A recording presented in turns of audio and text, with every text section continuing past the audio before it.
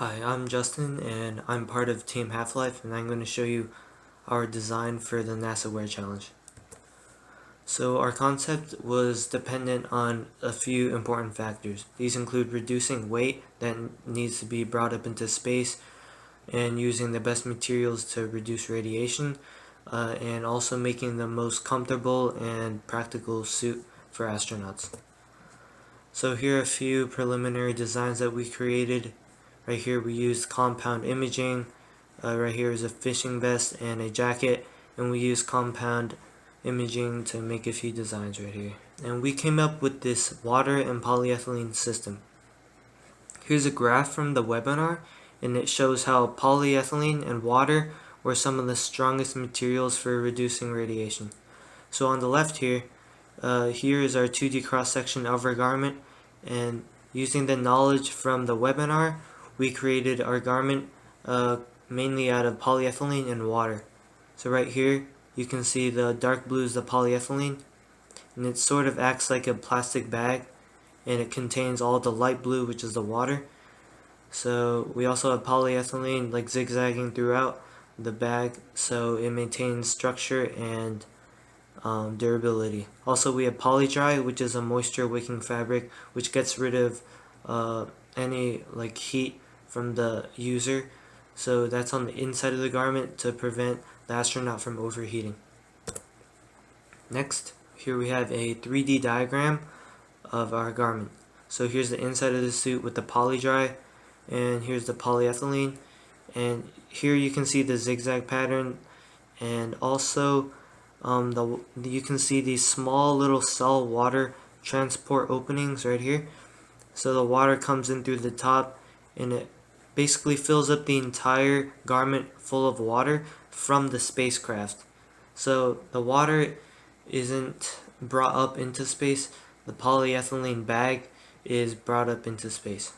So that minimizes the amount of weight that has to be brought up into space. Right here you have the thicknesses. The outer wall of polyethylene is 5 millimeters thick, and the inner part, which provides structure, that is 1 millimeter thick. And yeah. So here's a little diagram of the water filling up the garment. So we have a little valve at the top here, and water fills in through the top cell, then it goes through this valve, goes through the next cell, and so on. Also, since there's zero gravity in space, we also designed a pump, and we'll talk more about that later. So water is a key component of our suit, and it plays into the role of recycling on spacecraft. We decided to use water because it is low cost and very effective against radiation, and it's also used in nuclear reactors to lower risks of radiation exposure. Any water exposed to radiation during SPEs or solar particle events, they can be treated through a series of filtration methods such as reverse osmosis and ion exchange. So the water inside the garments can once again become drinkable after SPE. So here are a few of our 3D models we designed. So here you can see how the garment covers all of the vital organs. It covers the shoulders, it covers the chest, it covers the lower GI tract, and there's also a hood which covers the head, but you can't see it in this image. So we also chose to include Cobra buckles. The Cobra buckles are a stylish, efficient, and functional buckle which connects the back part of the suit to the front, and I'll discuss that a little later in the video. Also, we included a hood and visor. So it also has the same system of polyethylene and water, and it's a great protection for the user's head and eyes. This is also lined with polydry to make sure the astronaut is always cool at all times. And also the hood is a great alternative to a helmet because it's connected to the main garment. So here we have a pelvis flap we included. Basically it connects the front part of the suit to the back part of the suit to prevent any radiation from coming under the suit and harming the astronaut's lower GI tract. Also, we have Velcro on the back, so if you ever need to use the bathroom, you can remove the flap whenever you want. Here we have adjustable arm openings, so no matter how big you are or skinny, you can adjust it to your own body and your arm size. So basically the front part of the suit and the back part of the suit gets overlapped, so it's adjustable to your size.